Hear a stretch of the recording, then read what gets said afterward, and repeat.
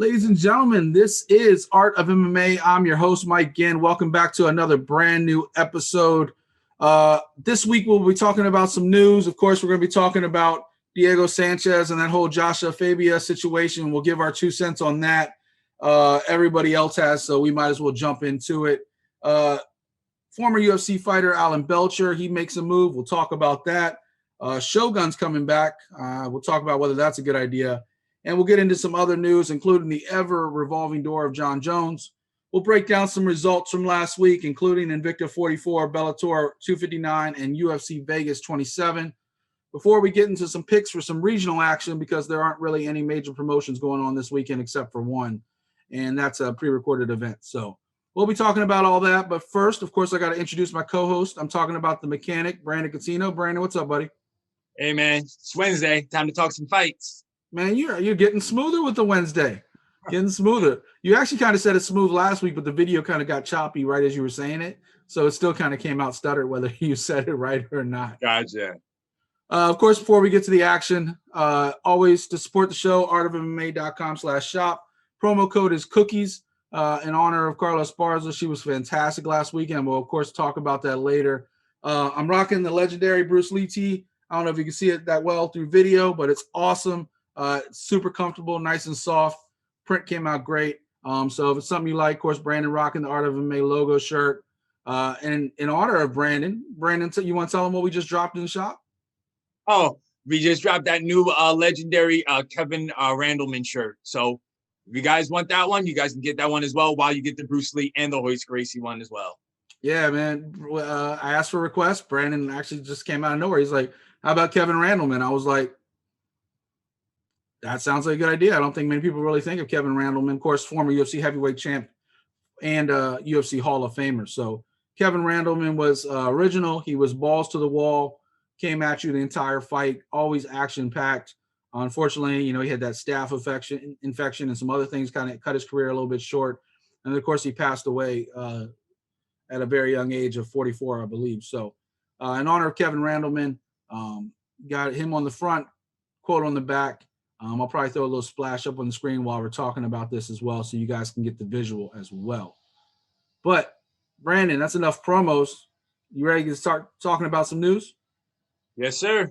All right. So, man, right after we get off the air, we move our show to Wednesdays and news still comes out right after we get off the air. We could do the show on Tuesday. We could do the show on Saturday. News will come out Saturday night. And then have a show Sunday and we still miss something. But Diego Sanchez parts ways professionally. I want to put out professionally with Joshua Fabia. Now, after everything's come out this week, it might be personal too. But initially, it was professionally. A lot of backlash coming out for the whole dropout of Diego from the UFC fallout to where he got cut from the promotion, even though he did get paid for the fight, even though he didn't fight. He asked for his medicals, as the story goes, threw up the red flags for the UFC. If something's wrong with you, we don't want to put you in the cage. We don't want to put the liability. Now, Brandon, if you bear with me for a second, I'm going to kind of paraphrase some of the stuff going on from both sides. People famously know, especially the blow-up that Fabia had with the UFC commentary team, some of the backstage stuff that people have seen. People famously also know the videos, right? Like the training videos where like Diego's hanging upside down, just getting punched and kicked in the head and shoulders repeatedly. So there was definitely red flags with that.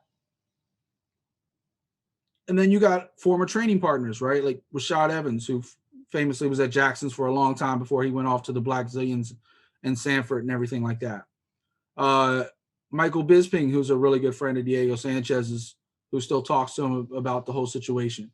Everybody's got their 2 cents on the situation. And then this week, Joshua Fabia finally came out and broke the silence and said his piece. Now, his piece had more to do with Diego's erraticness, his mental issues, him being possibly broke, being a bad husband and father, and a lot of personal issues and personal demons that Diego was battling with behind the scenes, saying that Diego was using him, not the other way around. So I'm going to bring you into this now, and we're going to talk about this for a second. Not going to spend too much time because I think a lot of people have kind of talked it to death.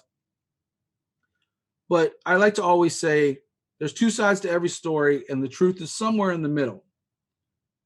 I don't think it's a secret, and maybe you'll disagree with me, that before Joshua Fabia, Diego Sanchez had mental issues. There was a time period where he went from being the nightmare to the dream, and then he went back to being the nightmare because he didn't want to be a negative person anymore, and then he was like ready to be a killer again. He's flipped that switch a few times. He did get divorced. He does have an ex-wife. He does have kids. What's some of the stuff that Joshua Fabia was saying, I don't really discount as being false. I think it's probably easily provable, and I don't think Diego's erraticness has been false either. I think people like Michael Bisping and Rashad Evans and others that have rushed to Diego's side on this whole thing are looking at it through the periscope of being a friend, right? Mm-hmm. If somebody came out and said something bad about Brandon Coutinho, I would instantly not believe it because he's my friend. He's somebody I talk to every single week. I don't want to believe it. Even, and I'll go a little bit personal, and I apologize for this, but even the situation with Sergio back in December when he passed away and the circumstances around it, I didn't want to believe it. I didn't want to believe he was gone. I didn't want to believe anything possibly bad had happened because he's our friend. And it's completely different circumstances, but my point is that when you're close to something, you just don't want to believe that person did something, right? What do you think of this whole situation? What's your 2 cents on it? And is there even just one person to blame? I feel like blame goes everywhere, including Diego Sanchez for putting himself in the situation to begin with. Yeah, no, you're right. There could be blame on both sides. Like I said, Diego's the one that was hanging out with Fabia, that was following him.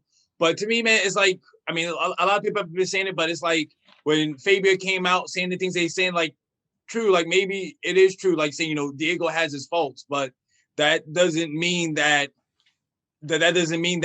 Fabia wasn't taking advantage of Diego and the way how Diego was with his erratic, with him being all over the place. Like that's Fabia using behavior. That, using that against Diego, against everybody else. Like, I mean, like everybody was saying, like, that's a typical abuser. The abuser will, which is Fabia, like, he's the one abusing Diego, but he's the one trying to make Diego look like the bad guy when in reality it's really him. See, my problem with this whole thing is that I agree that Fabia has a lot of liability in the situation. I don't think it was a bad thing to ask for the medical records from the UFC because I think Diego has long since shouldn't have been fighting in the UFC. I've said it every single fight he's fought. I was like, I hope this is the last one. It's kind of like BJ Penn. They just keep letting him come back because of his legacy and who he is and what he's done for them. At some point, they're still letting Cowboy keep fighting. Cowboy's got a lot more wherewithal about him, but at the same time, you saw how he looked his last few fights. Maybe it's time to protect the fighter. He did it with Chuck Liddell. Dana did it with Chuck Liddell. Why doesn't he do it with the other people? He put Chuck, his boy. Yeah, he put Chuck out to pasture before Chuck was ready. But you also have the facts of the story is that Diego came to live with Fabia. He was living basically rent-free. Like he was like mooching off him, living off his couch. You get a guy who's made, I don't know if he's made millions, but he's made hundreds of thousands of dollars fighting in the UFC. Obviously, the pay scale is something we've talked about quite a bit. And here he is driving a $3,000 old Mercedes and bumming off somebody's couch, ignoring his kids and ignoring everything else. I don't think it's a secret that Diego has mental illness issues. I think Fabia took advantage of that to promote his own professional elevation.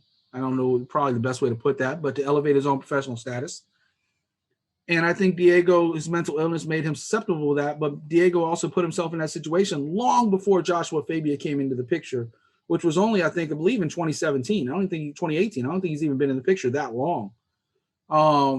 Diego was definitely dealing with issues before that. And one of the things that bothers me is that people like Dana White, who obviously, we as fans, right? Like we get the headlines from people like Dana who call Fabia a snake oil salesman. And maybe he is, and maybe he's not. I'm not picking a side on this one. because the issues are so clearly against both people. But Dana also is personally invested with Diego Sanchez, tough one all the way through now. Somebody who's like bled for him in that cage over and over again. Rashad Evans, personally invested with Diego Sanchez. Michael Bisping, personally invested with Diego Sanchez. We don't hear people on Fabia's side coming out, and maybe there just aren't people because he's not a good person and doesn't have a lot of friends. Who knows? Maybe he has a whole huge support system. They're just not coming out supporting him publicly. But there's not that. He doesn't have the celebrity backing that Diego Sanchez has to where we hear that side of the story. So all we hear is what he went on, the podcast that he went on, and I forget that behind the scenes with Summer Helene, and talked about everything. I saw the show, bits and pieces. I kind of skipped through it. But he seemed sincere when he was saying some of the things about Diego. But what we saw, the training footage and the blowing up on the UFC commentators and everything else is also video evidence too. So the last thing I'll say on this, unless you got one more word on it, is that the truth is somewhere in the middle. I don't think people should jump to conclusions on either side. I think both sides are wrong. And that's just my 2 cents. Do you have anything else to add to that one before we move on? Yeah, I mean, to be honest with you, I'm just happy that, Diego and him parted ways professionally. I mean, hey, I don't know if they have a still personal relationship. Maybe they're still friends or acquaintances, but maybe now, like, say, that's cute. Acquaintances. Yeah, but maybe now saying, Diego can get his at least professional career at least back together again. I will say this, and if you're a conspiracy theory, I forgot about this. If there's a conspiracy theory, I said this last week when I heard the story first broke. Because of all the negative publicity holding Diego back professionally, being attached to Fabia, that I thought this was all a work. And Brandon, somebody who's very familiar with the wrestling world, hint, hint. I think it's like, I'm still not sold that this isn't a work, that this isn't both those guys coming out. They're like, no, we're not together anymore. Let's go talk about not being together anymore. And then Diego can start fighting in Ryzen or Bellator or wherever. Don't you dare say PFL. There's no way he's going to PFL. I'm not saying PFL. You always say PFL. But then Fabia can just kind of like hide in the scenes, behind the scenes, and nobody's got to see that he's there, right? Like, they do have a personal situation, whether it's whatever they want it to be, or if it's just strictly as Fabia helped him out when Diego was down. Whatever it is, that's not my concern. All I'm saying is that I still am not sold 100% on this whole thing being real as far as their breakup, because they were perfectly fine with everything until he got cut from the UFC and the media started bashing both of them. So other news, this weekend, we were supposed to have the One Empower event that we talked about. I actually moved this to the second news story. Sorry to throw you off, Brandon. I just thought the Diego thing should be first. Unfortunately, somebody came down with COVID, or a few fighters came down with COVID, so they're moving that event to a later date. They are now airing a previously recorded event. So we do know one is taking place this weekend. It's just not live, so we're not going to actually cover it in our picks. So later we're going to be talking about some regional CFFC action, which is coming up this weekend on UFC Fight Pass. That is that. Some other news going on. I already talked about Michael Bisping and other stuff. But speaking of Michael Bisping, at once upon a time, he was in his 20s. He was a rising UFC fighter. His name was Alan Belcher. Alan was one of the top rising fighters. If anybody remembers, in like 2007, 2010, like that range, he finished off being 18-8. His last fight was against Michael Bisping, in which he suffered a real nasty eye poke, which is kind of ironic with Michael Bisping and his eye situation. And then Belcher never fought again. He retired shortly after that, and we haven't seen Belcher 6-7 years, something like that. But now he's making a return, kind of like Chris Lieben and some other guys. He's going to be doing bare knuckle fighting championships. What are you shaking your head for? Because you know me, man, how I felt about that bare knuckleness. I mean, it is what it is. Pearl Gonzalez is going to be doing it now. She moved to Brooklyn to start training it. They're getting a lot of these UFC named people, and Alan Belcher is the latest one. I'm guessing that he just has the itch to fight again, and he probably just doesn't want to expose himself completely in the UFC or MMA. I say all for it if he wants to fight again. He's still pretty young. He retired in his 20s. I want to say Alan Belcher is only 30. He's 37, so he's getting up there, but he's still relatively young considering how long ago he retired. Yeah. Talk about it. he's been, like I said, really what he's been doing is he's actually been running a successful gym. I think he's down been coaching. in He's been coaching,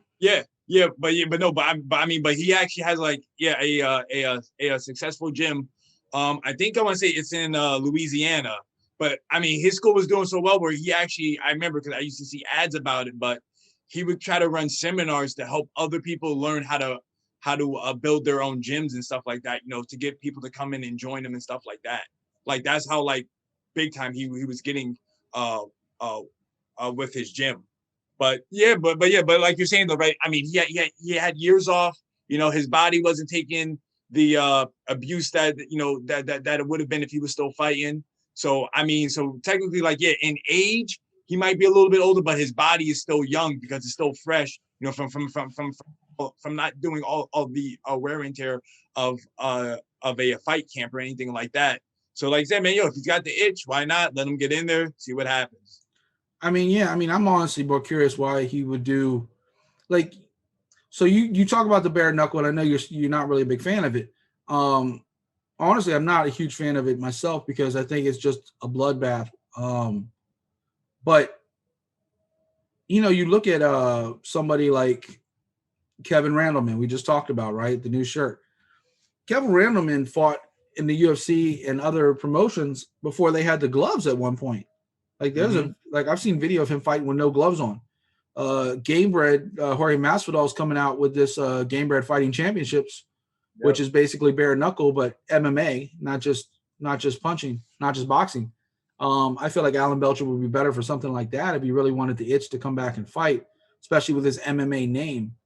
But I'm sure bare knuckle probably offered more money. They got more viewers right now. They're riding pretty high off the Paige Van Zandt signing and everything else. So, and they got fighters Gonzalez too, like you just said. Yeah, they just have a roster that's kind of quickly evolving, and it's got people you want to see fight. So it's like Jake Paul, it's Triller, it's a train wreck. I guess that's just my thing is. I guess my thing is like, man, like I feel like if I was one of those guys, like a Chris Lee or anything like that, like I feel like I would.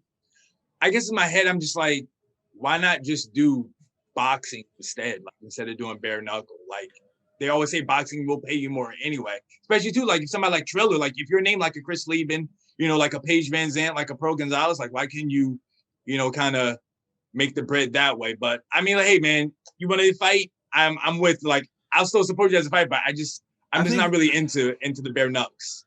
I think it. And sorry, Sergio, for stealing your word. God bless you. But I think it's more the MMA. A lot of MMA fighters have that savage mentality. They want to be as raw as they can be. They don't want to box with big ass gloves. They want to be in there with as less on as possible, like going back gladiator style. That's bare knuckles, the closest thing they got to that, I guess, until Gamebred Promotion starts. With Jorge and everything down in Miami. So right now, if they want to be raw like that and they can't fight in MMA anymore and they still want to get paid, I think bare knuckle is the way they have to go, whether they want to or not. I think Pearl Gonzalez was another perfect example. She was struggling in MMA. She had lost some fights. She had some holes in her game. And so she's like, all right, I'm just going to go and we'll stop worrying about people taking me down and I'm just going to go fight. The only bad thing about that is, and I'm a fan of Pearl Gonzalez, but not just for her pictures, but I think she's a pretty good fighter. But if you watch Pearl Gonzalez's biggest problem is that she has no defense. She can hit you. She can strike with you. I think Rachel Ostovich is going to do it as well. She's another name. But Pearl's biggest problem is that she can't avoid getting punched. Yeah. If you watch some of her fights, her head is always there to get hit. And if you're in a bare knuckle situation, that's going to end badly. You have to have the head movement, But it is what it is. Wish them all the best of luck because I don't want to see any of these people seriously hurt, and I love watching them fight. Especially, I was a big fan of Alan Belcher back in the day, so hopefully he does pretty well. Speaking of some fight changes that we were talking about coming up later, Kevin Lee's moving up to welterweight. I believe he's fought a couple times welterweight, but moving up to welterweight to fight rising prospect Sean Brady, of course, Jonathan Webb's guy. Big fan of his. That will be coming up, I believe, on UFC 264, which is just a completely stacked card. Knock on wood, people. Let's not get that card messed up by COVID or anything else. UFC 264 is stacked. Kevin Lee and Sean Brady's on that card. I think it's on the main card too, so that should be pretty damn exciting. They're talking about Jose Aldo returning against Pedro Munoz on August 7th, which would be UFC 265. If that one gets finalized, that's going to be pretty exciting, though. Sadly, as much as I'm a fan of Jose, I don't see that fight going well for him. I think Pedro Munoz has looked great lately. And I think he'll take him into deep waters, which is something Jose doesn't like doing. He likes to get you out there quickly. He doesn't like – you saw how he faded against Peter Yan late. Once you get Jose past the first couple rounds, that's not where he likes to be. Speaking of legends, Shogun Maurice Hua is talking about coming back. He wants to finish the last 2 fights on his contract. What do you think about that? Hey, man of his word. Why not? Let him get those 2 fights in. I mean, still want to say he's still under – I want to say he's not even 40 yet. 39, though. All right. And you know he hasn't 39, looked great. Man. Still good with me. Still good. Didn't look good against Paul Craig. He looked good against Nogueira, but both those guys are up there. Yeah. He had a really good win against Tyson Pedro, but he looked bad against Anthony Smith. Yeah. I mean, he hasn't taken as much damage as most people think he has because he was so dominant for so long. I mean, my thing is with him, like to me, like he said, he's like saying, "Hey, I just want to finish off these 2 fights." I don't think he's not cramming for a title shot. He's not saying, "Hey, I want top 5, top 10." So I mean, hey, you want to give him somebody in the top 15 or 2 guys who are not even ranked? Like to me, it just seemed like he just wants to get these 2 fights in and then say he's done. And then you never. I feel like he just has the itch. All these guys that we're at this weird time, and I feel bad that we do this almost every episode of talking about putting out fighters out to pasture, right? We talked about Cowboy repeatedly. We talked about it with Diego. We'll talk about it in a second with somebody else as well. If your heart's not into it, you shouldn't fight. But if your heart is into it, you keep someone to come back. When we see Chris Weidman come back next time, he's going to be about 38, 39 if he does come back from his injuries, right? Yeah. Because he's already like 37. Anderson Silva, another guy. It's hard because we grew up watching these fighters. We grew up living vicariously through these. These were our heroes. You hear a lot of people, and I responded to somebody on Twitter who was talking about, like, would you watch MMA if Conor wasn't there? And I was like, I never saw that. Yeah. I was like, I look, first and foremost, let me tell you, Conor makes the sport more fun. I'm not a Conor hater. I actually love Conor McGregor. But I grew up watching Royce Gracie. I grew up watching Ken Shamrock and Dan Severn. Later on, I really fell in love with the sport because of Anderson Silva and GSP. I actually love to hate GSP. That's how much I love it. Like, I kept rooting for him to lose, but he was such an epic fighter that you couldn't help but respect him. People like that, the Matt Serras of the world that were just, balls to the wall back in the day. Kevin Randleman. Those are what I grew up, the Pride days. Rampage was my dude. Love watching Rampage. The sport existed before Conor. The sport will exist after Conor. But we are in that era where people like Shogun are on their way out the door. Lyoto Machida, I'm sure, is probably not far behind. They're all up there in the upper 30s, early 40s. And, they can fight longer these days because of sports nutrition and health reasons. Vitor Belfort is another one who's still waiting to make his debut in one. But Yoel Romero, ageless wonder, right? There are people like that. Anthony Rumble Johnson. I just hope Shogun doesn't get hurt. I hope he does get his 2 fights. But if he looks bad in one, I think Dana should pull the plug. That's just me. I mean, like I said, like my thing is like saying you talked about it. Like to me, it's like everybody brings up age, but to me, it's about the wear and tear on the body. How many fights you've been in, how many fight camps you have, how much damage you've taken. Because like I said, we've talked about it. Like we've had somebody like Yoel Romero, 43, 44. You had Randy Couture was in his 40s being a champ. But then, like, I mean, you're saying you got MMA like that, but then also too, then you go over to boxing. You had George Foreman, being a heavyweight champ in his 40s. You had why can't I remember his name, man? He freaking fought till he was 50. Dude from Philly, the Executioner. Oh, Bernard Hopkins. Exactly, Bernard Hopkins. He was fighting until he's 50.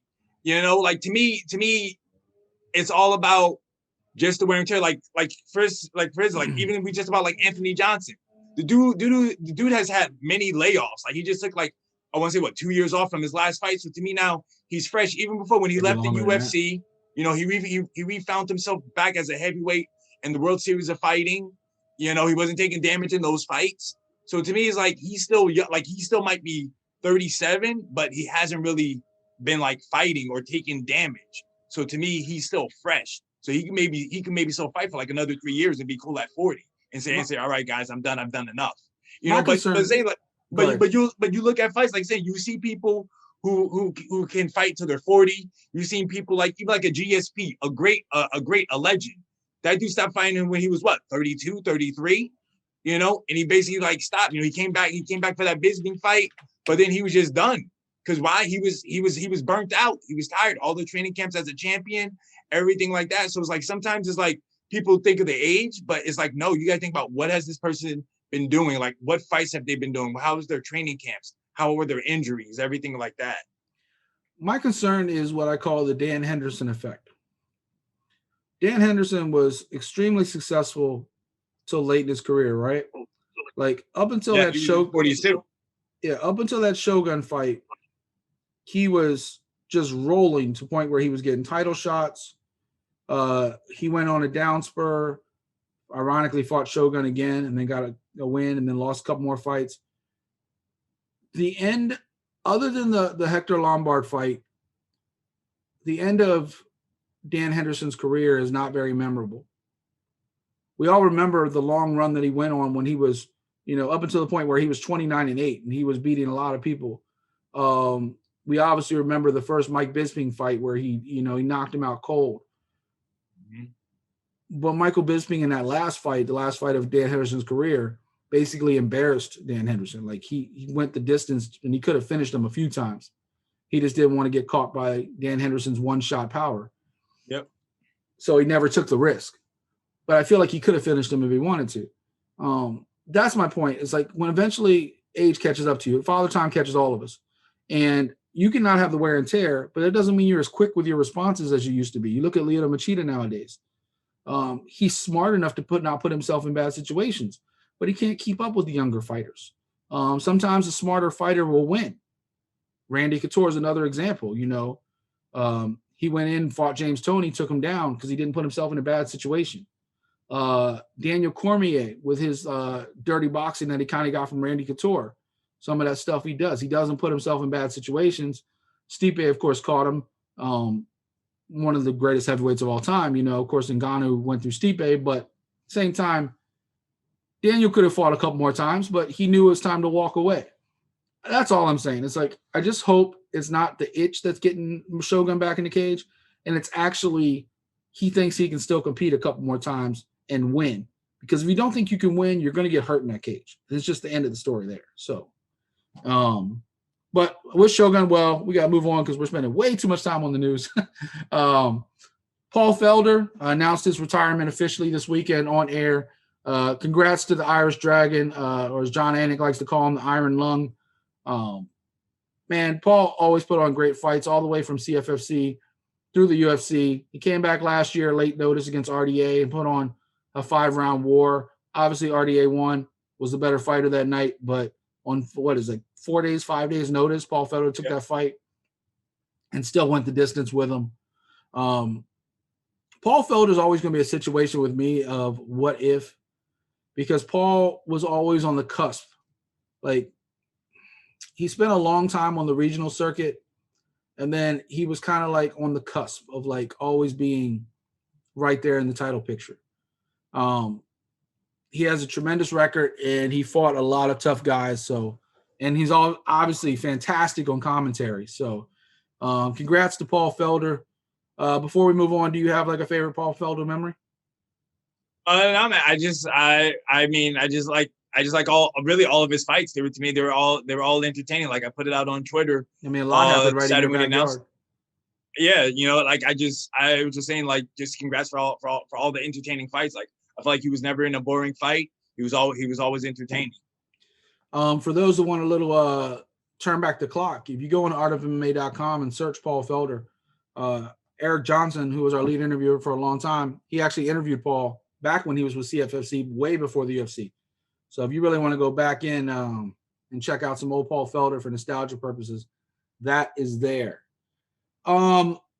Speaking of older fighters retiring, maybe it's time for Jacare. The UFC cut ties with him. He had lost a few fights in a row. Sorry, people at home. I know my camera just got blurry for a second. Jacare is going to step back. He's obviously got a long road recovery for that arm. I think like at least 6 to 8 months recovering from his broken arm. So he wasn't going to fight anytime soon anyway. I think Jacare is 41, if I remember correctly. Yep. I wouldn't be surprised. He's one of the fighters I wouldn't be surprised to show up in Bellator, especially being one of Scott Coker's former Strikeforce guys. I think he could compete with people on a lesser level, maybe not the big boys, but I could see him getting back in there with somebody like a Lorenzo Larkin or something like that.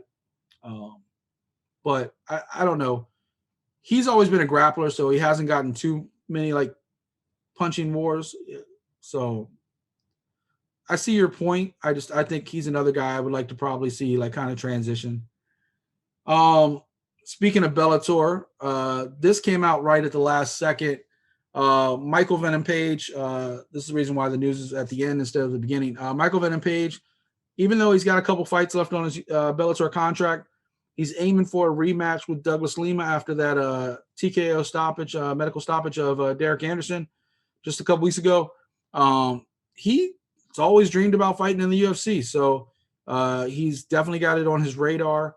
Maybe we'll talk about more in the future, but you know, UFC is what got him in the sport. It's where he wants to be. He's always wanted that Israel Adesanya fight, which could be a fun fight. I mean, two high-level kickboxers fighting it out. So that could be a fun fight. Brandon, you're shaking your head, but I thought that'd be a fight you're excited about. Well, I mean, in my head, I'm like, well, Izzy fights at 185. So does that mean that you're going up in class? Instead of being 170, you'll be 185? He's fought at 185 a couple times. Has he? I thought he was always fighting at 170. Yeah, he's fought at 185. I want to say when he lost to Lima, it was at 185. Lima fights at 170. I know, but Lima's going up. Lima's lost to Masasi at 185. Yeah, because he was trying to pull a Rory McDonald, and he's trying to become a double champ. I feel like Michael's fought at 185 at least 2 or 3 times. I don't think so. But he's definitely called out Izzy a bunch of times. Kind of like in the same way that Cyborg is still calling out Nunez and everywhere else. But he ain't calling out Raymond Daniels, who's right in the promotion with him. That's who he should be calling out. Yeah, I mean, I agree with you. But you know, everybody wants the big money fights. His last fight was a catch weight at 175. His last 3 fights have all been catch weight at 175. I think he actually fights more at 185 than he does 170. But yeah, because I think he went down to 170 to fight Lima. But maybe I'm wrong. I have to do more research. I know he's fought a few times at 185. So that fight with Izzy could be fun. But, you know, Dana's never going to do the cross promotion. We talked about that before. It doesn't serve him. I could see Bellator doing a cross promotion with one. I could see him doing it with PFL. I never see anybody working with Dana because Dana likes his closed doors. He doesn't. If you're with UFC, you're with UFC. If you're not, you're dead. You don't exist. He doesn't talk about you. He doesn't care about you. Unless you're Jake Paul. Other news, John Jones now saying maybe a year long till he comes back. He didn't get what he wants. Baby sat in the corner now, and he doesn't want to fight for like a year, and he wants to continue getting his body right for heavyweight. I understand it's a hard transition, especially moving up weight. He wants to do it right. He wants to do it healthy. But we all know if they backed up that Brinks truck, he would be fighting Ngannou and not Derek Lewis. So I'm not going to pay much mind to what John Jones is saying right now. I believe he's just pouting in the corner right now by himself because his management's gone. He's got that Twitter beef going on with Chael Sonnen right now. You know, we've seen a lot of these DQs and other stuff like the Peter Yan. Somebody brought up to me the other day, like how close Chael was to being the light heavyweight champion of the world. Yep. If John Jones didn't hide the fact that he tore his toe between the rounds and come out and finish him quickly in that second round, if the referee had seen that John Jones' big toe or whatever was basically hanging off, that fight could have been stopped and Chael could be the light heavyweight champion of the world, even though he got completely slaughtered by Jones. I mean, in fairness, I believe Chael took the fight on short notice, but still, like, that was above the weight class he should have been. Chael was always better at 185 than he was 205. But yeah, that's crazy. And real quick before we hop into some results, I do want to say, and Brandon can talk on this for a second, Shane Burgos got a clean bill of health. Ended up being just a freak thing like we all thought it was. He actually remembers the entire thing. He said his brain just slowly shut off. There was nothing he could do about it. But CAT scan came back clean. He's still waiting on a few more medical results. But all said and good, Shane looks like he's doing okay. Anything you want to add to that? And I'm just saying, just happy Shane's doing well. You know, like I said, he talked about it on his podcast that he has. He even talked about it with his interview that he did with Mike Hecht as well. You know, he just kind of called it as basically like somebody was like dimming down the lights, you know, on his energy, and then boom, like when the fight was over, they had turned the switch back up. But he like you say, he remembered everything. He was good. He saw his neurologist. He said everything's good. He's got to wait like 10 days to make sure that he doesn't have any concussion symptoms, and then he'll be good to go. Yeah, I mean, do the steps and process and make sure everything stays healthy. But all said and good, seems like Shane's he's not concussed. He's not anything that's bad. So he's not having any like headaches or anything like that. So definitely a good sign because it was a freak knockout, something that most of us have never seen before. Doctors said it was probably from the head movement that he does when he's like going his style that actually shook his brain after taking a big blow. That even though his willpower was like, I'm going to get you, his brain was like, whoa, and it just turned off the lights. So if nothing else, Shane is part of two of the best highlights of UFC history. In his debut where he had a haircut between rounds because his hair kept getting his eyes, which, by the way, if you notice against Barboza, he had those tight braids in. Yep. No more haircuts between rounds. And then, obviously, unfortunately, the knockout. So people will always remember Shane Burgos. Hopefully he comes back to give him a better reason, like winning a title and to doing other things because he's still got a bright future. Yep. All right, Brandon, that is the news this week in MMA. Are you ready to talk about some fight results? Yes. All right, before we get into the results, the picks are in, Brandon. Why are you smiling? I didn't even say anything. I'm just waiting to hear you talk about the picks, that's all. All right, cool. Newcomer Dan Blakely last week went 5-2. Thank you for Danny for doing the show. Check out Cage My IQ. The week before that, of course, we had Tim Wheatley from Calf Kick Sports. Check out both those shows. Fantastic sports. They show us a lot of love. We show it right back to them. Dan was 5-2. Brandon was 5-2. And I was 6-1. But anyway, on to this week's picks. Of course, you can check out those standings as always in the show notes below, and of course on artofmma.com. People, don't forget, we do have a website. It's not just YouTube. We have a website. It's pretty successful.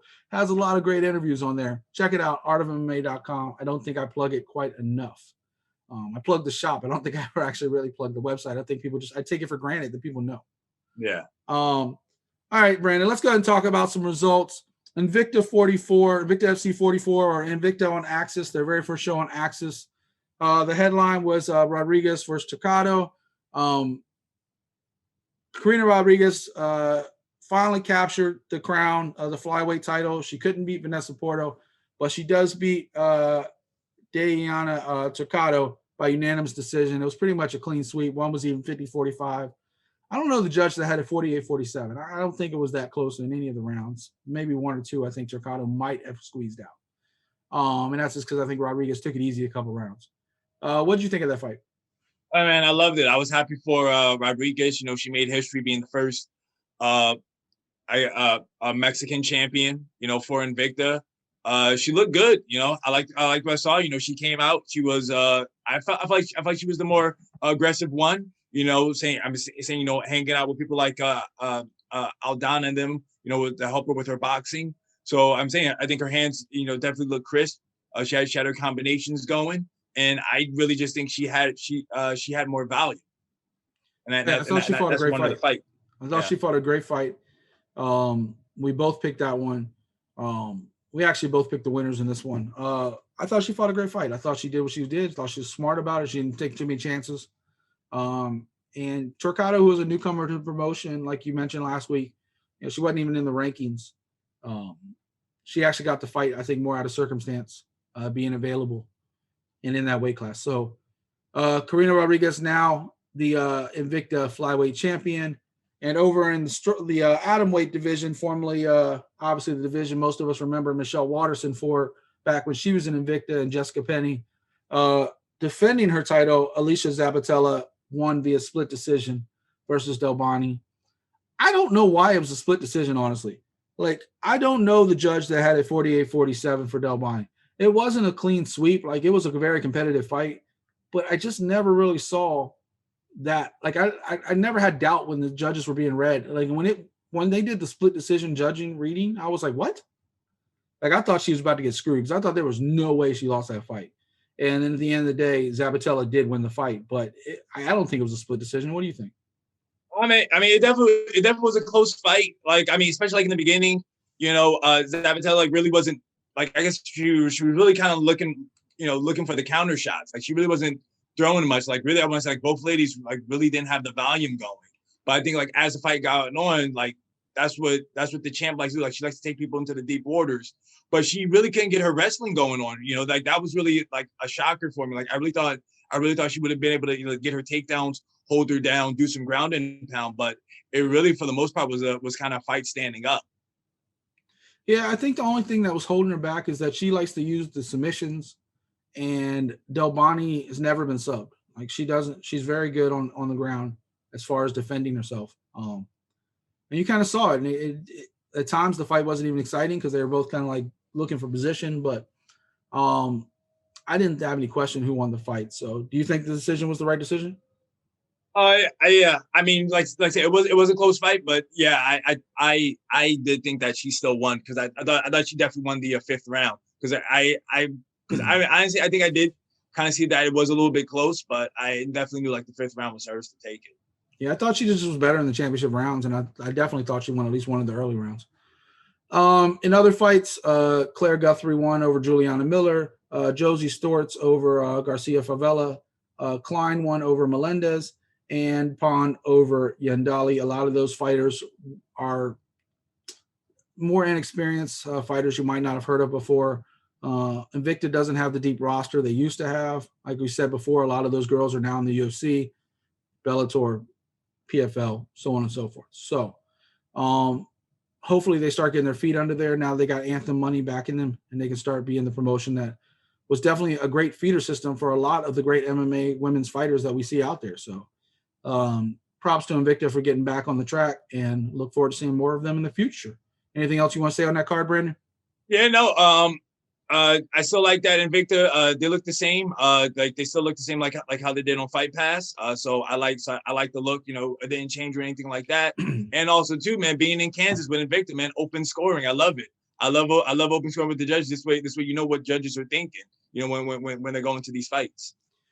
Yeah, I know you like the open scoring. I personally like the one scoring where it's just one decision. Like, I don't like not the rounds. Like, it's just do the rounds for breaks so fighters can stay fresh and stuff like that. But like, I like the one decision. Like, I like that. Like, to me, that's the way to go. But I think anything's got to be better than the current system where you're getting fighters. Like, we don't know why there was a split decision. Like, we don't know which, like, we have to wait till the scorecards come out like 2-3 days later sometimes. Sometimes they come out the same night if it's a big fight.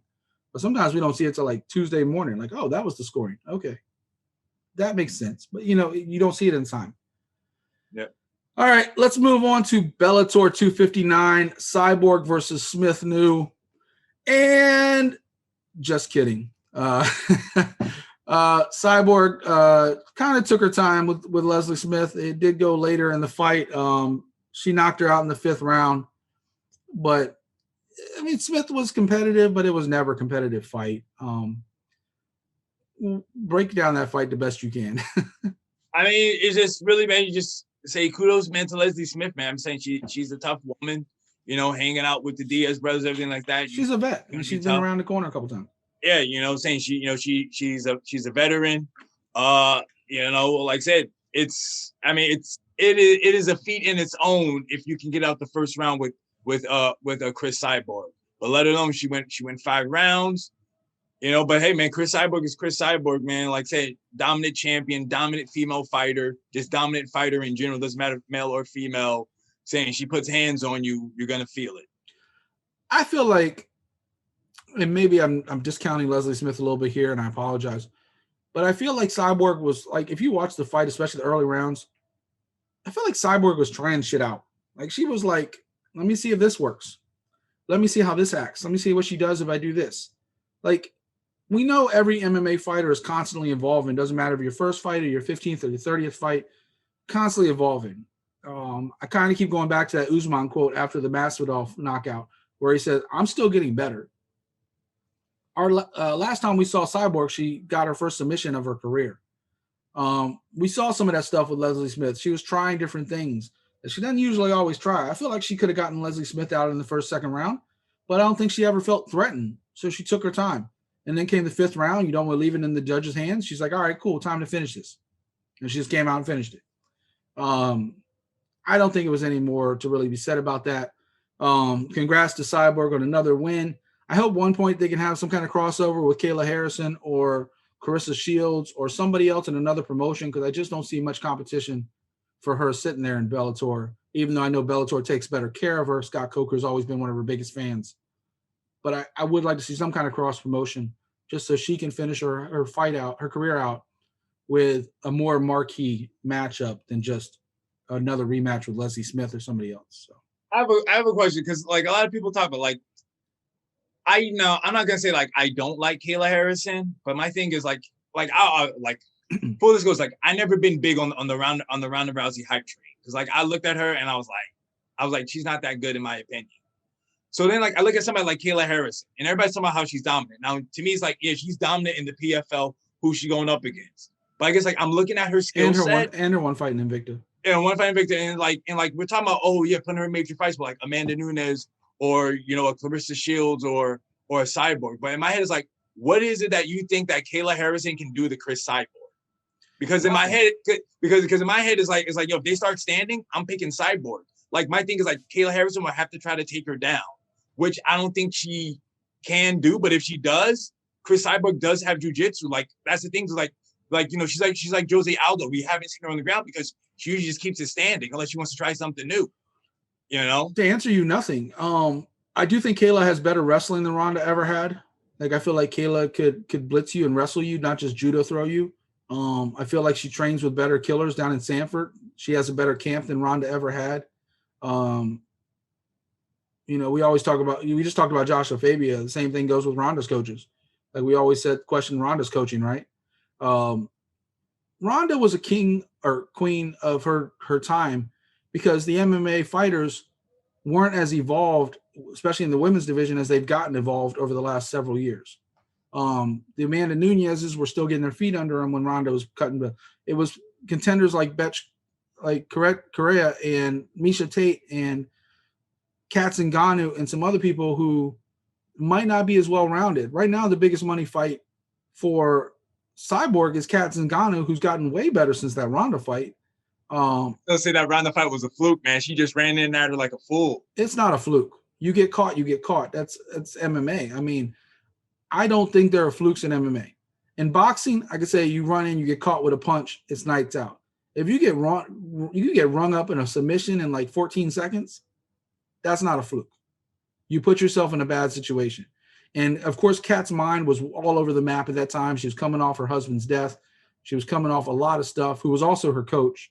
I think Kat's in a way better place. My point about Kayla Harrison, Carissa Shields, and everybody else isn't competition to Cyborg. It's money. It's getting paid. Because at this point, whether they're legitimate competition or just marquee matchups on paper, it's a chance for Cyborg towards the end of her career to get paid. You know what I'm saying? Like that's just, it's just more marquee name value. It has nothing to do with actual competition. I do think Kayla Harrison's leaps and bounds way a bit above where Ronda was at the same point in her career. Because she's training with people like in Sanford. Like she's not training on her own. Is she in Sanford or is she still in AT&T? Is it AT&T? I always thought it was Sanford. Yeah. No. She always had Michael Brown. Yeah, you're right. Coconut Creek. I'm sorry. I meant AT&T. Yeah. But even then, she's training with people like Jorge Masvidal and all these other people down there. Like there's killers coming out of that. Robbie Lawler's down there. Like there's so many people. And veterans, not just like young veterans. So AT&T's always been one of the best camps. So she's more well-rounded than Ronda ever was. Can she compete with Cyborg? I don't know. I don't think so, but I don't know. I think she'd do better than Leslie Smith. I think she'd do better than Blencow. And that's not a knock to that because, funny enough, Blencow beat a bunch of other people until she ran into Cyborg. So, moving on. This is one of the picks that I got right that both Dan and Brandon got wrong. They both picked Darren Caldwell. I took Leandro Higo. It was a split decision, but I don't really have much doubt in my mind that Higo won. I thought Higo was better everywhere in the fight. I thought Caldwell had his moments, but I thought Higo, especially on his feet, people always talk about Higo's submission game. I thought on his feet, the stats back it up. Higo had way more. I saw, actually, funny enough, shout out to Dan in his show. He put on the breakdown of the fight afterwards, and he showed the graphic. It was either on Twitter or on the show, but he showed the graphic of the punch count and the stats and all that stuff. And Higo was ahead in every category. I don't think Higo was ever threatened on the ground. I thought Higo controlled the feet and the ground. I thought it was a clean win. I don't think it should have been a split decision either. What did you think?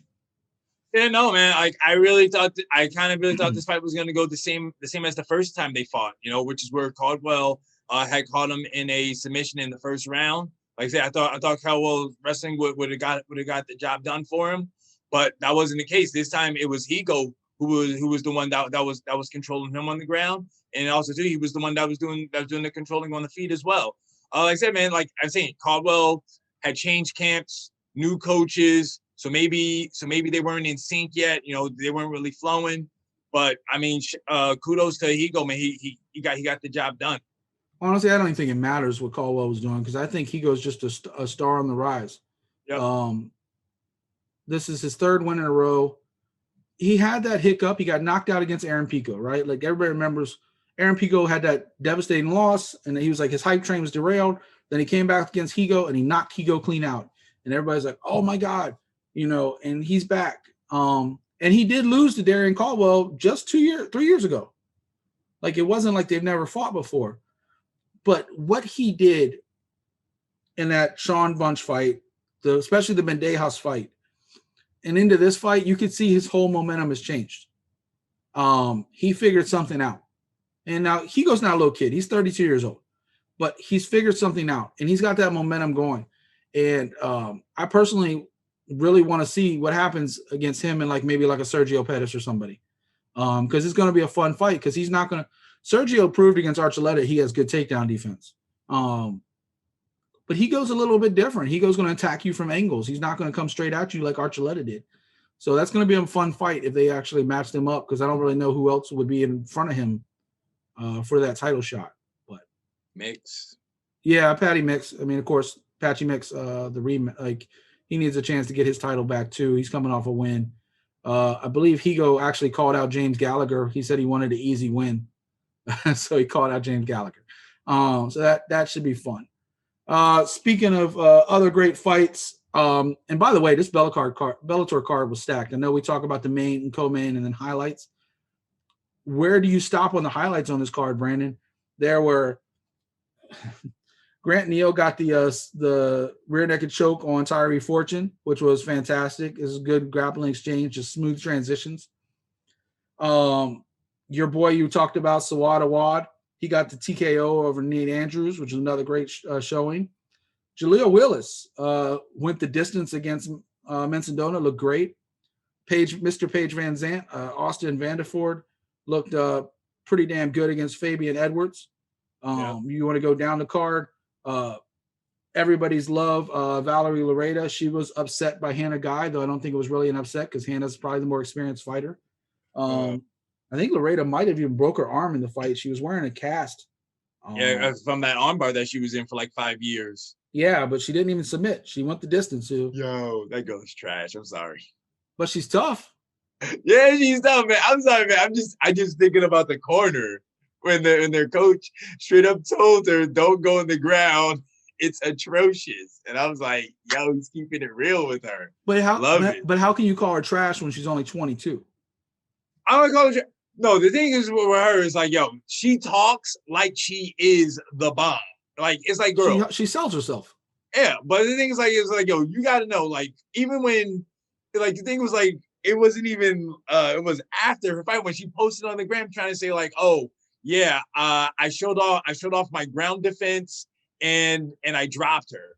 It's like, yeah, okay, you dropped it, but don't say you showed off your ground game when your coach himself said that it was atrocious. Like, I'm all about you promoting yourself, but like, don't make it bigger than what it is. Just be like, yo, it wasn't my night. Moving on, bigger and better things. That's it. Cool. Take the L, move on. Yeah, she kind of took the Macy Barber route where she keeps hyping herself. But she is only 22. She trains an American Top Team, you know, with Masvidal, Kayla Harrison, all those people. It's one of those things. And it's only her fourth fight. Does she train with them, or she train with other people? She trains with Masvidal. I've seen training videos. Like, Masvidal's worked with her quite a bit. I don't know what's going on behind the scenes with that one, but they seem to be pretty close. Gotcha. But I mean, she's an attractive girl, and she obviously sells herself on beauty and fighting. She did win 2 of her 3 fights by knockout. She does have a decision also. She's fought all 4 of her fights in the Bellator cage. So she's never really had, like, she had 1 amateur fight before she hopped into Bellator. So she's obviously making her name for her outside the cage, but she's backed it up until this point inside the cage. And the fact that she didn't tap when she should have tapped, I think you give her a little bit more credit. No, I'm going to give her like, I'm just going to say she has skill, but it's like she's making it being like, well, she's this all-star world of talent out here, and it's like she's like 10-0 and she took an L. It's like, nah, girl, you just started in the game, like because this is the thing with like her, because this thing's like she tries to play both sides, where she'd be like, oh, I'm the bomb, I'm great, and then she takes an L, she'd be like, oh, like she'll pull like your line, like, oh, I'm only 22 out here. It's like, well, which one is it, girl? Can you be 22 and great? You can be that, like a John Jones was, or it's just, but it's just ease up, take the L, move on, but don't try to run your mouth and say like, oh, I'm still great, oh, I love my fans, all this stuff. But in her video that she did, man, it seemed like she was speaking high or drunk when she was saying that. I mean, you gotta remember though, like, wasn't Ronda Rousey doing the same thing? Didn't that how she got the title fight with Miesha Tate when she was like 4-0? And like I said, I never been on the Ronda Rousey hype train. But it worked for her. Yeah. That's what I'm saying. It worked for her. So, and you see Conor, you see all these people talking their way into fights. Masvidal, I'm a huge Masvidal fan, but he talks his way into some fights. But the thing is, with all those guys and gals, well, we're talking about Ronda, but I'm saying Masvidal can throw hands. Conor can throw hands. Like saying they're backing up, but it's like the thing is like they're beating world-class people. She's still beating people that you would see we're gonna talk about later, like on the CFFC show. So I'm saying, like, that's what she is. It's like I'm cool with it. Like, yo, you beat the people that are in front of you. I'm just laughing because go ahead. I'm just laughing because I think it's funny that I didn't plan on spending 10 minutes talking about Valerie Laredo on this show. I wasn't trying to, but it's just like, everybody's trying to hype that girl up. It's just like, yo, she took the L. Let's move on, man. Yo, I'm all about, we were talking about female fights. Leah McCourt, man. She was on the prelims. She was on the prelims. Awesome submission. I think she's ranked number 5. Like I said, I don't know. I don't think she's ready for Cyborg yet, but maybe get somebody else in that top 5 and just see where she goes. I was going to mention that, and then the last thing I was going to mention, Davion Franklin. That knockout over Tyler King was awesome. So go watch those highlights. Like I said, most of the show is available for free on YouTube. Go check out Bellator's card from this weekend if you haven't checked it already. It was actually a pretty damn good show. We knew what was going to happen in the main event. The rest of it was kind of up for debate, and it lived up to the hype. I thought it was a really good show. I thought it was on par with the UFC, if not better than the UFC show this weekend. So definitely something to check out. Let's transition. Rob Font versus Cody Garbrandt, UFC Vegas 27. Jump right into the main event, Brandon. What happened? How did Rob Font get the win? We all picked him. Why? Jab, and jab, man. He used this jab. He says, man, he thinks he has the best job in the business. Well, he was using it well and saying that jab would set everything up, man. Cody Garbrandt had nothing for it, really. Cody Garbrandt was only throwing one shot. He wasn't throwing combinations. I mean, he was trying to use his wrestling, but Rob Font, really, for the most part, had an answer for it. And saying he just dominated. To me, he dominated Cody Garbrandt. Like, I think he won all 5 rounds. Cody had his moments. like we always said, he has a puncher's chance. And there was a couple times he came in with some smooth boxing movements and caught Rob Font. But I don't think Rob was ever in trouble. There was a couple clean shots. Like Cody caught him clean a couple times, and I was like, oh, shit. And then Rob will just go right back to work. Jab, kick, keep his distance. He just fought a very smart fight. He made Cody's face was a bloody mess by the end of the fight. Rob Font definitely made his case for a future title shot. Obviously, we have to see what happens with the Dillashaw-Sandhagen fight. But Rob Font definitely put his name in the hat for that weight division. Not really much else to be said about that. He put the division on notice. Dana said he's one of the guys up next. Like I said, we do have to see what happens with Sandhagen versus Dillashaw first to see who gets the next shot, because the winner of that is probably first in line. Cody Garbrandt, I don't really know what's next. Maybe Jake Paul.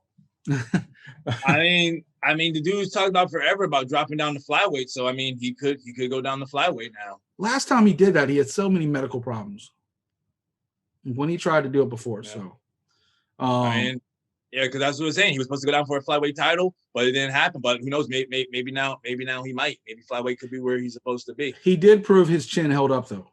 A lot of people questioned his chin after the knockout losses that he kept having.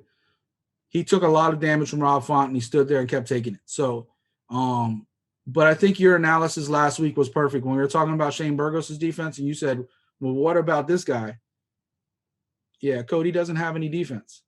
He can slip some punches, but he doesn't have really any defense. And until he works on that, he's just not going to be an elite fighter ever again.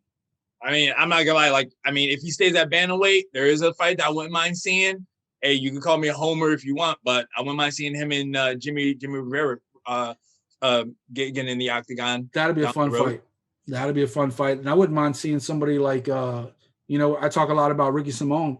I wouldn't mind seeing him get a chance to jump up the rankings by taking on somebody like Cody Garbrandt, like getting that name under his belt. That would be a good one as well. In the co-main event, I couldn't be happier, man. Me and you both picked it. Dan picked Yan. But in the co-main event, man, Carla looked fantastic. Esparza just dominated Yan. She figured out that she could ground and pound her pretty early in that first round, into the second round, and just dominated her. We talked about it in length last week. Carla has evolved. She obviously beat the current champ, Rose, back during the tough situations, the tough finale and stuff like that. It would be a rematch if they fought again. But Marina Rodriguez is red hot. Carla beat her. Michelle Waterson, who's always super tough. Carla beat her. Alexa Grasso, who's rising up the ranks. Carla beat her. The last 5 fights, she has looked absolutely fantastic. And finally getting a finish, which has always been one of the knocks against Carla, that she doesn't get too many finishes. Most of her stuff is decision,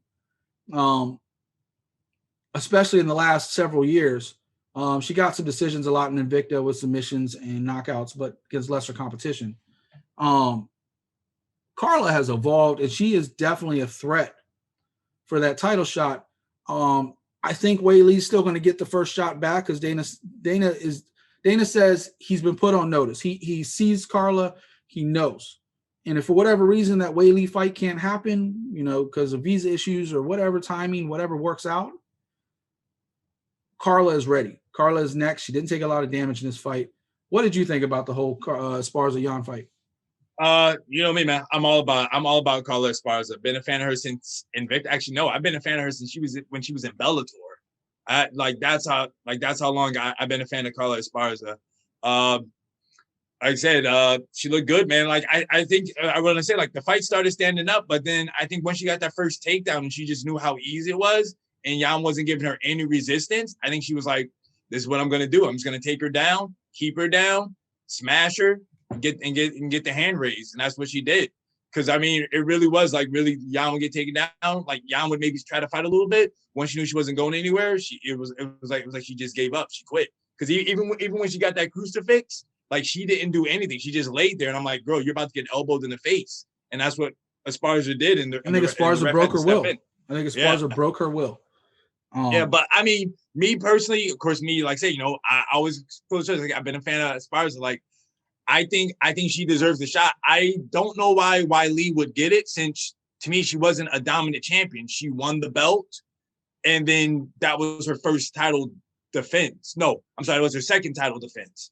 You know, she fought that 5-round war with Joe. Yeah, exactly. That was it. That was only title defense, and then boom, she had Rose. That's it. Like, to me, only dominant champions, or if it was a close fight, you could do a rematch. But there was no close fight. She got dropped in the first round. Why? But it's also her only loss. That's also her only defeat. She was undefeated. So let her run it back. Let her. I mean, let her go get a W, and then she gets her one W. Then let her go get the title shot. But you know how Dana is, especially if somebody gets knocked out like that. Like, we saw it running back with what's his name, Hulk, Eon. He just fought a couple weeks ago. You know what I'm talking about.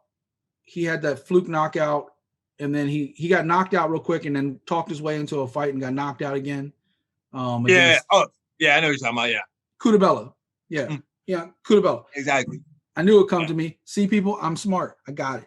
It's in my brain. I didn't even Google it because my screens are over there. But I mean, you see, Dana tends to give people the benefit of the doubt. Yeah. Weili was undefeated. She had a 5-round war with Joanna Chestek and won that fight. She won the title, then won that fight. Or actually she beat Andrade, then she beat Joe. And then exactly.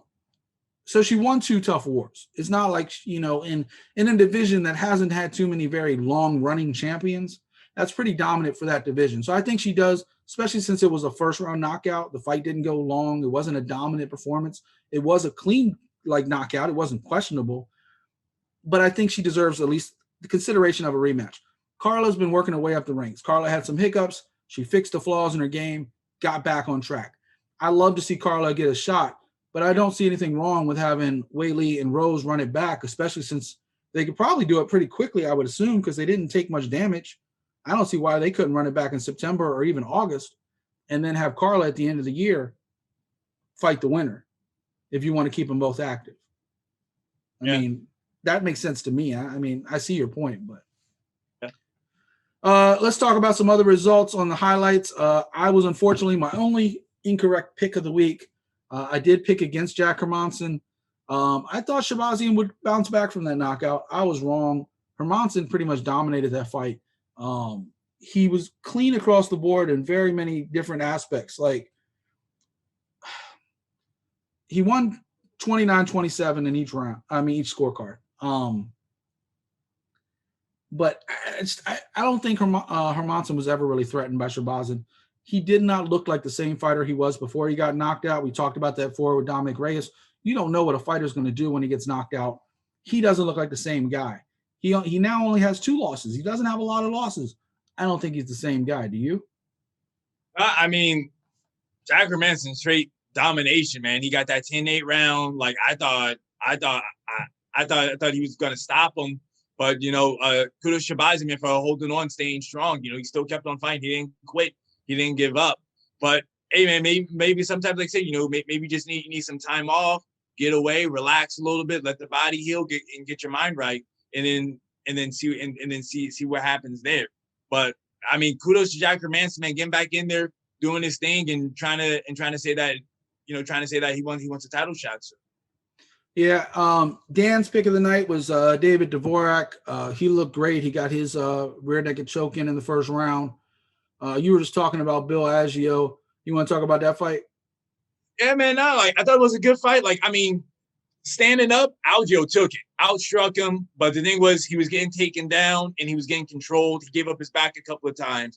The only thing was that I saw was, because I was talking to a couple of people on Twitter about it, was I just thought his opponent didn't do anything really with the takedowns, because he would get taken down, but then Aggio would just bounce right back up, you know, for the most part. But there was, I think, in the first round where I think you know, he did give up his back, so he did have that back control for a while. But I mean, hey, it was a good fight. Like, I at least thought maybe he would have won one round or something like that. But I think all the judges, you know, just he got one round on one of the cards. It was 30-27, 30-27, and 29-28.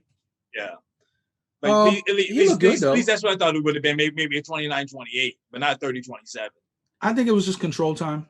Yeah. Like you said, it wasn't damage. It was just control time. And when you're doing things on a round-to-round basis, like we were talking, if it was a situation like one scoring, he might have gotten an edge in one of the cards. Like he might have gotten a split decision. I think he still would have lost because there was just so much cage control time. Yeah. He did look sharp on his feet, but unfortunately, when you get taken down, you can't get up. It is what it is. And then in some sad news, before we go on and make some picks, I'm actually sad that Norma Dumont got the split decision win over Felicia Spencer. Not that she didn't deserve the win, because I think she did. I thought it was a good decision. But I feel like it's the death of the 145-pound division. That was the last remaining, like Felicia Spencer was the last fighter. Like that was it. There was nobody else on the roster. Amanda's back at 135 for the time being.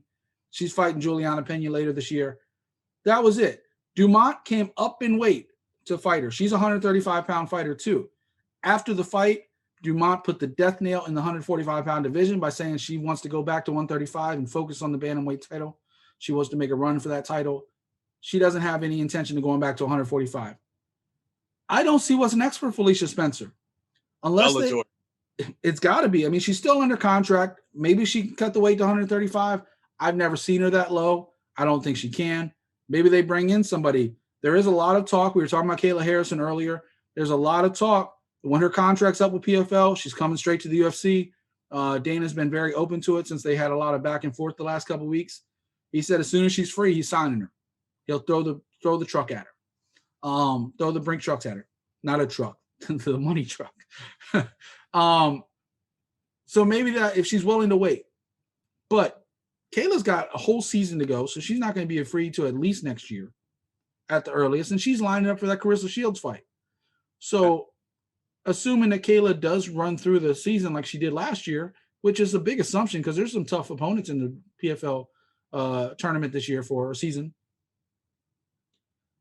We might never see that. And if we do, it's probably going to be against Amanda, not against Felicia Spencer.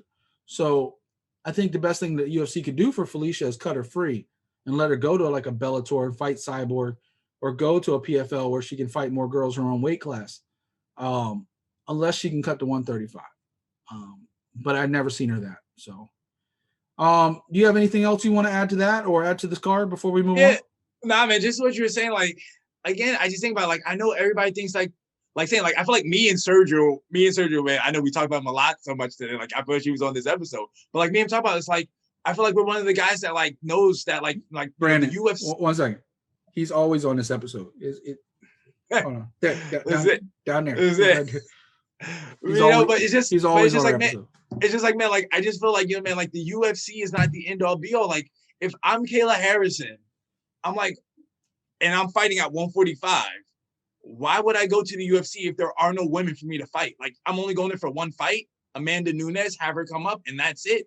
Payday. But I know you're saying money, but tell me this, I can go to Bellator, which is backed by a network, which means they got money, and then I got women to fight as well. Why not do that? And I get Chris Cyborg, Julia Budd. Those are 2 names. She can get paid better at Bellator. She can get paid better at one. But what she can't get, and this is the same thing Alex Soto said on an episode one time we were talking about the thing. The reason people go to the UFC is because of name value. You fight in the UFC one time. Alex Soto only fought a handful of times in the UFC. He fought as much in Bellator and other places around the world. But when you introduce him, he's a former UFC fighter. Yeah, he's a UFC veteran. Yeah. It's name value. It's Michael Venom Page wanting to go to the UFC because he wants to say he did that. It's Kayla Harrison wanting to go to the UFC because she said she did that. It's like wrestlers that want to go to WWE, not necessarily because they think they'll get used right, because they want to have that on their resume. If you work in the WWE, you have a job for life in wrestling, right? You can go to Japan. Look at Juice Robinson. He got cut from WWE NXT. He's a champion over in New Japan. He's a champion over in Impact, or I guess he just lost whatever thing. I don't remember. But like, you have a name. If you fight in the UFC, you can go anywhere in the world. Chuck Liddell had a run in UFC that wasn't even on comparison with his run in Pride. But do people talk about him as a former Pride fighter? No, they say he's former UFC fighter Chuck Liddell. That's how he gets movie roles. That's how he gets paid with Oscar De La Hoya and everybody else. Tito Ortiz fought a handful of fights in Bellator at the end of his career. I don't even know he's actually retired yet, but he's still a UFC fighter. Mm-hmm. Ken Shamrock has been falling out of the UFC for years, a UFC fighter. So I don't think it's the money necessarily, but the name leads to the money. And if Kayla fights at UFC even one time, she's going to be set for life as far as financially. That's all I'm saying. But I mean, you could argue that you can make a name in Bellator or anywhere else. Sergio made that argument all the time, and he's not wrong. I still to this day think Pitbull and Max Holloway are the two best featherweights in the world. But Pitbull is right there with him.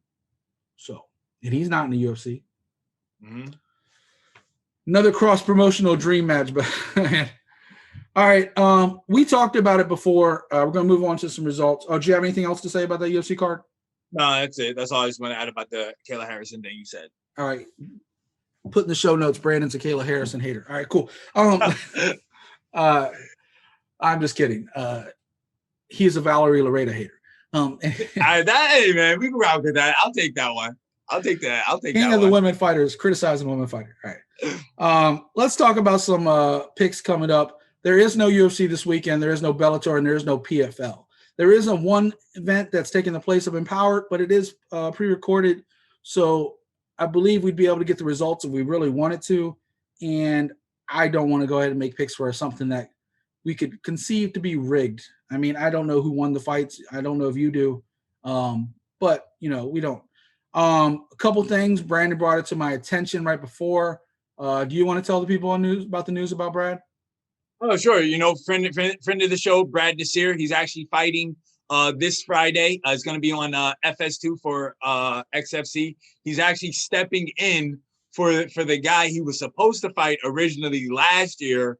That guy got hurt, so now he's stepping in. Carson so Hardman. He's back in the tournament against was it Burley, right? Burley's his name. LaRue. He's fighting LaRue Burley. He was supposed to fight Carson Hardman before he got sick the day of the fight. Carson won, got moved on.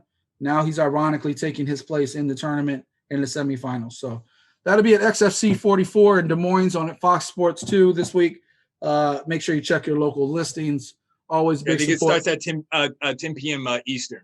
Awesome. Always big support for Bradley Desir, Featherstone, Brad Desir, good friend of the show. Always comes on, and we need to get him back on. Somebody call Brad. Tell him to get his ass back on after he wins his fight.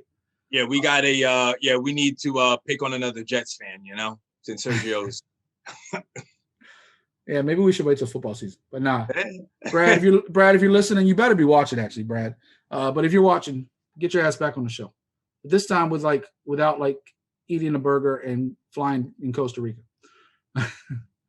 Couple of things we're going to be talking about. We're going to make some picks this week. Same thing with Invicta last week. When you have some of these regional cards, they have so many up-and-coming fighters. You don't know a lot about their background. So we'll make the picks. Mostly we know the main event. We don't know a lot about the younger fighters, but it's always fun to watch. CFFC 96 and 97 is going to be taking place this Friday and Saturday on UFC Fight Pass in Philadelphia at the old ECW arena, the 2300 arena in Philadelphia, the famous arena. CFFC 96 is going to be headlined by the heavyweight champion, Jamel Jones, going against Rakim Cleveland. Brandon, make your pick and tell me why. I'm going with Jamel Jones, man, and still just champ, man. I like he looked good last time he fought, which is I want to say when he won the belt. I feel like he has good movement. He moves well for a heavyweight. He's not like big heavyweight. I think he may be like 240, 230, something like that. So he's kind of light on his feet. So I can see him just hopefully using his feet, using his athleticism. Rakim Cleveland's more of a journeyman, 21-13-1. He's fought a lot. Jamel Jones, 11-6. Not as quite experienced, but he is a higher ranked fighter. He's Tapology has him as the number 3 ranked heavyweight in the Northeast. CFFC's always put on some pretty good heavyweights. Most famously, I guess, Anamu, who's always 8th wonder of the world. Always love watching him fight. He made a splash in the UFC for a second, but unfortunately, it was like later in his career. Jamel Jones should win this fight. I am picking Jamel Jones. Should be a fun, good heavyweight clash. In the co-main event, a couple up-and-coming fighters, Eddie Torres, Yo Rojas. I know you don't know a lot about either one. Rojas is the number 8 ranked featherweight in the Midwest, out of the Ohio Valley region. And Eddie Torres is the 57th ranked featherweight in the Northeast. But obviously a much deeper talent pool in the Northeast. Go ahead and make a pick for me. Eddie Torres, Northeast, got to represent. You know what it is. For Devil's Advocate, Eddie Torres is 3-0. Rojas is 2-1, by the way. I'll play against you. I'll give you a chance. I'll take Rojas. All right. I'll give you a chance to catch up a little bit in the standings that you're falling behind. The rest of the card is filled out with a lot of up-and-coming fighters. The only fighters that really have a lot of experience, a little bit down in the card, fighting at I believe a catch weight of 152 pounds, Carmo versus Labiano. They're both featherweight fighters. I guess maybe took the fight at short notice, so they're taking it at catch weight. 7-5 for Carmo, 12-7 for Labiano. Carmo's another Northeast fighter to keep an eye on out of Philly. So somebody keep an eye on. And then the rest of it's a lot of up-and-coming 1 and 2 fighters. So the great thing about CFFC, Cage Fury Fighting Championships, they always give a lot of these up-and-coming fighters a chance at the spotlight. Some of them performed as amateurs on their cards. Some of them performed as professionals. They do a great job of mixing it, showing it up, and giving them a showcase, which have led to quite a few fighters. We talked about Paul Felder earlier, George Sullivan, a number of other fighters that have made their way to the UFC from CFFC. So on Saturday night, we're going to talk about CFF 97. Elise Reed defending her title against Hillary Rose. Elise Reed just won back in December on the last CFFC card, or not the last one, but on CFFC 91. That was on, funny enough, Pat Sabatini, another guy just made it to the UFC. That was on his last performance. And ironically, I had to go back and look at this too. I forgot to mention this earlier when we were talking off air. That was one of the last cards that Sergio, God bless his soul, was talking about, because our last show was on the 12th of December, and we talked about the upcoming Pat Sabatini fight that he was such a big fan of, because we were showing obviously some love to Cage Fury, Rob Haydack, Aries, and all those guys over there that have been so great to us over the years. That said, Brandon, is she going to be still, or is Hillary Rose going to pull off the upset? She's got a little more experience. She's 5-2. Yeah, she does. That is like the only thing I was worried about when I was looking at this fight. But the things I am going to go with Ann Still, because I want to say when she fought back in December, she fought, man, how do I say her name? I can't remember her name right now. DeCourcy. It's the girl from Canada, right? Jillian DeCourcy.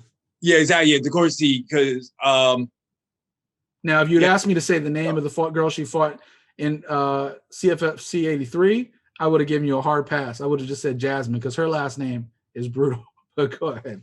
Oh no. Then that's what I was thinking of. Was actually that girl, Jasmine. But no, Jasuda Vicious. Yeah, but Jillian DeCourcy though, that is a tough girl, because she fights out of Long Island MMA. So I mean, if you can beat Jillian, and Jillian is a tough girl.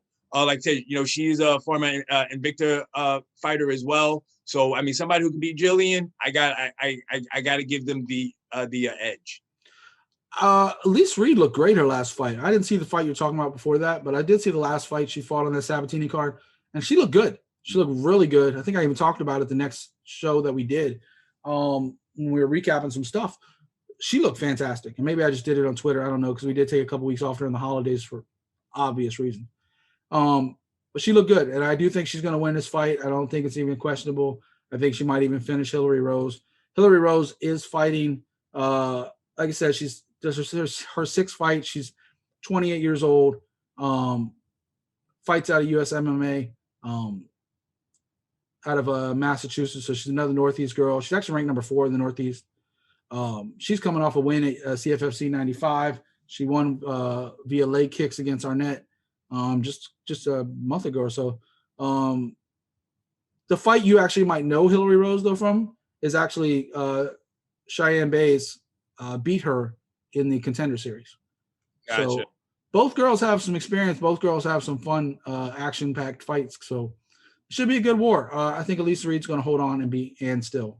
And in the co-main, two guys both only have a pro fight under their belts. Both are undefeated. James Lyon versus Samaniego, both featherweight division.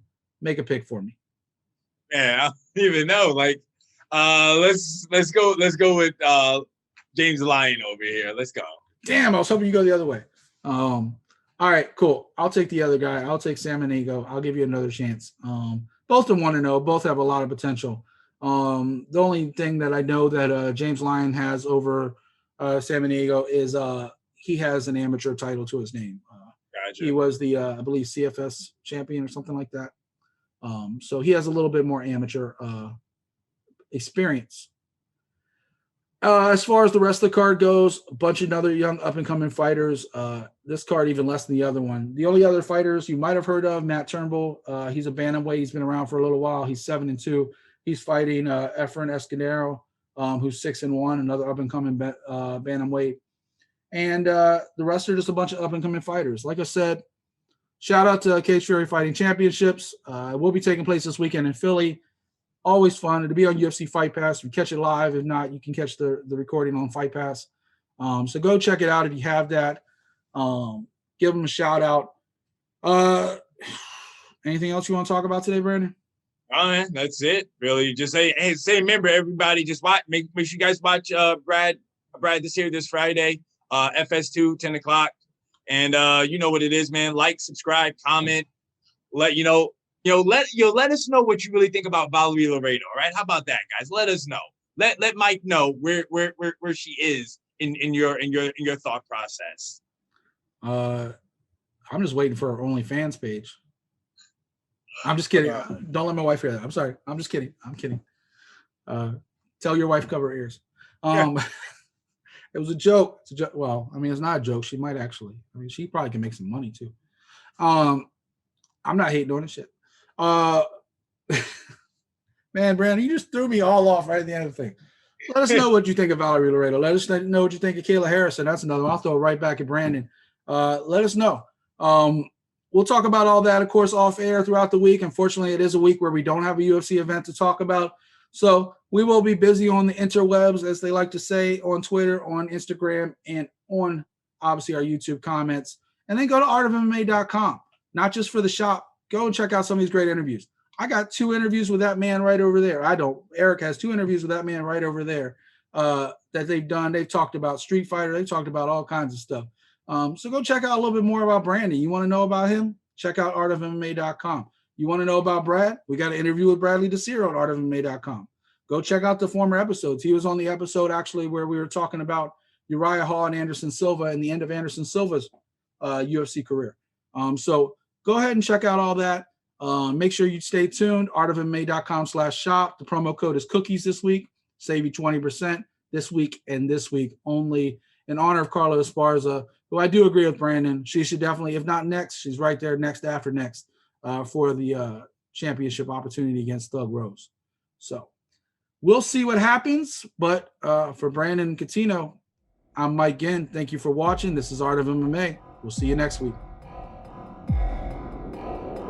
Oh my God.